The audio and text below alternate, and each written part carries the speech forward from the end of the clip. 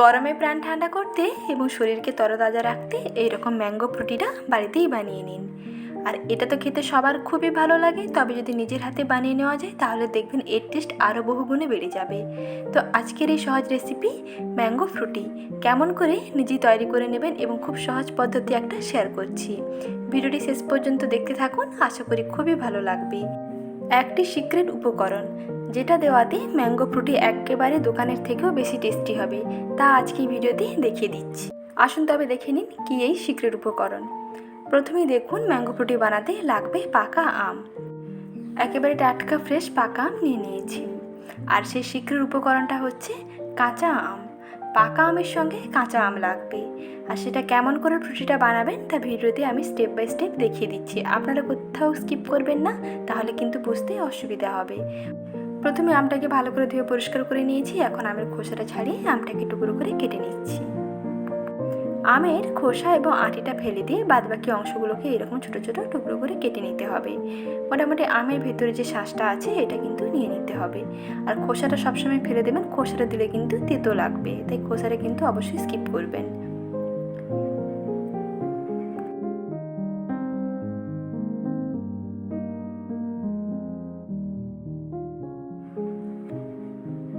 আমের এই ভেতরের শাঁসটাকে নিয়ে নিচ্ছি। এইভাবে সমস্ত আমটার ভেতরের শাঁসটাকে নিয়ে নেব।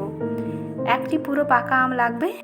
আমি মেজারমেন্টটা দেখিয়ে দিচ্ছি কতটা পাকা আম নিতে হবে আর কতটা কাঁচা আম নিতে হবে, তাহলেই কিন্তু ফুটিটা একেবারে পারফেক্ট হবে।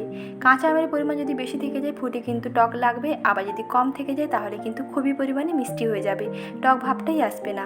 তার জন্য কতটা মেজারমেন্ট নিতে হবে সেটা আমি দেখিয়ে দিচ্ছি। দেখুন, একটি পুরো পাকা আম নিয়ে নিয়েছি আর নিচ্ছি কাঁচা আম। কাঁচা আমের পুরো আবার কাঁচা থাকবে না, একটু আধা পাকা যে আমগুলো হয় সেই রকম আধা পাকা আমের দুটো স্লাইস এরকম নিয়ে নিচ্ছি। আর এই আমটা দেওয়ার ফলে একটু টক ভাব চলে আসবে। আর যদি কাঁচা আম হয় তাহলে কিন্তু আমটাকে সেদ্ধ করে তারপরে এইরকম দুটো স্লাইস দিয়ে দেবেন। আর এটা যেহেতু আধা পাকা আম নিয়েছি তাই এখানে আর সেদ্ধ করলাম না।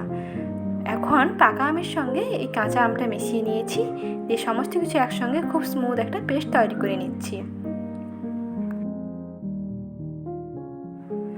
আমের মিশ্রণ একেবারে রেডি করে নিয়েছি। মিশ্রণের ঘনত্বটা দেখিয়ে দিচ্ছি, দেখুন কতটা সুন্দর হয়েছে।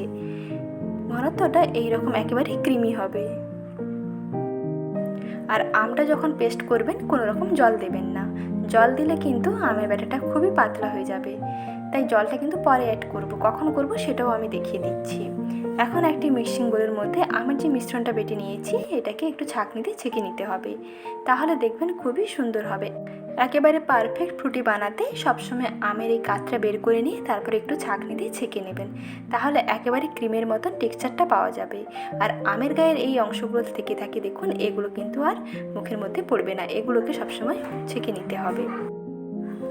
দেখুন মিশ্রণটিকে একেবারে ছেঁকে নিয়েছি, কতটা ক্রিমি হয়েছে দেখিয়ে দিচ্ছি। দেখুন এইরকম ক্রিমের মতন মিশ্রণটা রেডি করে নিয়েছি। এই মিশ্রণটা তৈরি করে আপনারা নর্মাল ফ্রিজের মধ্যে রেখে দিতে পারেন। যখনই ফ্রুটি খেতে মন চাইবে তখনই অল্প একটু জল মিশিয়ে এবং চিনি মিশিয়ে খেয়ে নেবেন, দেখবেন দুর্দান্ত লাগবে। এখন এর সঙ্গে মিশিয়ে দিচ্ছি জল। এখানে একটি পাকা আম ও একটি কাঁচা আমে দুটো স্লাইস নিয়েছিলাম, সেই ক্ষেত্রে এখানে নর্মাল যে গ্লাসগুলো হয় সেই গ্লাসের 1 গ্লাস জল দিয়ে দিলাম। তারপর দিয়ে দিচ্ছি 2 টেবিল চামচ চিনি। পাকা আম তো খুবই মিষ্টি ছিল, তাই চিনির পরিমাণ খুব বেশি দেওয়ার দরকার নেই, তাহলে ফ্রুটি কিন্তু একেবারে মিষ্টি হয়ে যাবে, খেতে খুব একটা ভালো লাগবে না। ফ্রুটি অল্প একটু টক ভাব থাকবে, ফ্রুটির মধ্যে একটু টক ভাব থাকলেই দেখবেন ফ্রুটিটা একেবারে পারফেক্ট থাকবে। এখন অল্প 1 চিমটি রেড ফুড কালার দিয়ে দিচ্ছি, এটা সম্পূর্ণ অপশনাল, এটা দেওয়াতে কিন্তু স্বাদে কোনো অংশে ফারাক আসবে না। স্বাদে যে খুব একটা বেশি টেস্ট এসে যাবে তা কিন্তু নয়, শুধুমাত্র কালারের জন্য। এটা না চাইলে স্কিপ করতে পারেন, তবে কালারটা দিয়ে দিলে দেখতে বেশি ভালো লাগবে, এর জন্য অল্প 1 চিমটি রেড ফুড কালার অ্যাড করলাম।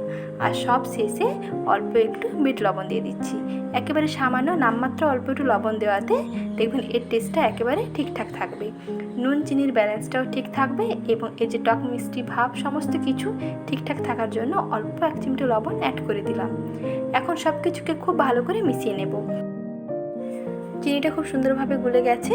এখন দেখুন ফ্রুটি একেবারে রেডি, ঘনত্বটা দেখেই বুঝতে পারছেন যে কতটা পারফেক্ট হয়েছে। আর বাড়িতে এইভাবে সহজেই তৈরি করে ফেলুন আর সবার মন জয় করে নিন। খেতে দেখবেন দুর্দান্ত লাগবে, বাচ্চা থেকে বড় সবার খুবই পছন্দ হবে। আর তাহলে দোকান থেকে কেনার ঝামেলা ছাড়াই বাড়িতে এইভাবে তৈরি করে ফেলুন লোভনীয় ম্যাঙ্গো ফ্রুটি। আর সহজ রেসিপিটি শেয়ার করলাম, কেমন লাগলো সেটাও কমেন্ট সেকশনে জানাবেন। ভালো লেগে থাকলে লাইক শেয়ার সাবস্ক্রাইব করতে একেবারেই ভুলবেন না। ভালো থাকবেন, দেখা হচ্ছে নেক্সট ভিডিওতে।